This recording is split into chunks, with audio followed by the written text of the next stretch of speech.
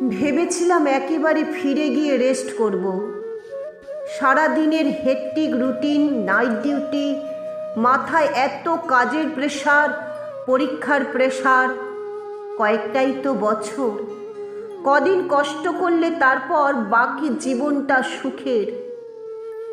এই ভেবেই তো এতগুলো বছর দিন রাত খেটে গেলাম। উচ্চ মাধ্যমিকের পর ডাক্তার হওয়ার স্বপ্নটা পূরণের জন্য দিন রাত এক করে প্রবেশিকা পরীক্ষায় প্রস্তুতি। মা বাবা, শিক্ষক শিক্ষিকা সবার মুখেই একটা কথা, কদিন কষ্ট করলেই তারপর বাকিটা জীবন সুখের। ডাক্তারিতে চান্স পাওয়ার পর বুঝলাম সেই কয়েকটা দিন শেষ হতে এখনো অনেক কয়েকটা দিন বাকি। কোনোভাবে কয়েকটা বছর যেতে না যেতেই আবার নিট পিজি।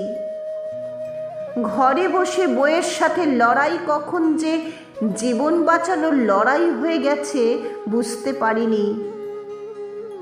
তবে সেই কয়েকটা দিন কিন্তু এখনো শেষ হয়নি। বাকি জীবনটা কতটা সুখের হতো জানি না। সাদা অ্যাপ্রন আর টেথোস্কোপে সেজে ঠিক কতটা আনন্দ পেয়েছি তা মনে নেই, তবে সেবার বিনিময়ে সামান্য কিছু সম্মান গুছিয়েছিলাম। অনেক কাজ, ব্যস্ততা থেকে একটু রেহাই পেলেই এবারে ফিরে গিয়ে রেস্ট করব ভেবেছিলাম। বাকি জীবনটা সুখের। সুখের হওয়ার জন্য কিছুটা জীবন বাকি থাকা দরকার। আমার সে সুখ আর দেখা হলো না। শুধু মানুষের শরীরের অসুখের সাথে লড়াই করে গেলাম। রোগাক্রান্ত দেহগুলো সারিয়ে তুললাম। একবারও রোগাক্রান্ত মনের চিকিৎসাটা খুঁজলাম না। তোমরাও কেউ খুঁজতে দাওনি, বুঝতে দাওনি রোগাক্রান্ত অসুস্থ মন নিয়ে ঘুরে বেড়ানো মানুষগুলো যে আজও ভয়ানক পাশবিক মানসিকতা নিয়ে বেঁচে আছে। রাস্তাঘাট, গাড়ি ঘোড়া, স্কুল কলেজ, এমনকি মন্দির মসজিদও সেসব মানুষের কুরুচির শিকার থেকে রক্ষা পায় না। যাই হোক, এসবে আমার কি দোষ ছিল জানি না। কেন এই নিষ্ঠুর শাস্তি আমাকে পেতে হলো জানি না। শেষটা তো আমার আরো অনেক সুন্দর হতে পারত, কিন্তু এই শেষের যন্ত্রণাটা আমাকে আর বাঁচতে দিল না। ভেবেছিলাম একেবারে ফিরে গিয়ে রেস্ট নেব, কিন্তু এদের বিকৃত অত্যাচারে আমার আর ঘরে ফেরা হলো না।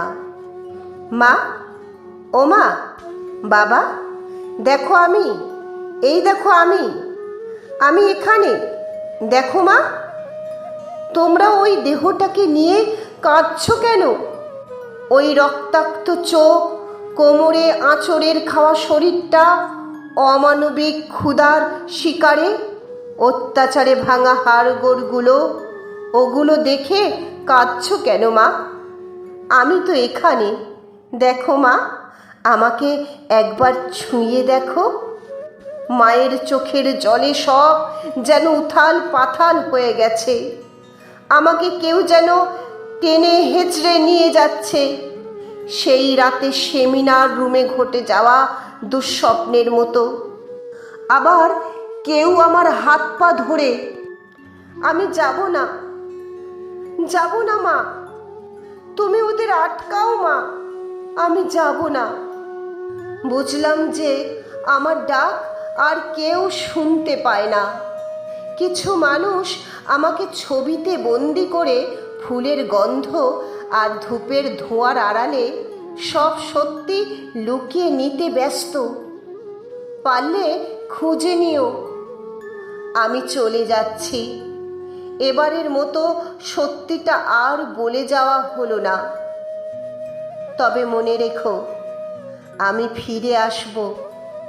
আবার ফিরে আসব, তোমাদের মাঝে একজন হয়েই আবার ফিরে আসব। ততদিন অপেক্ষায় থেকো।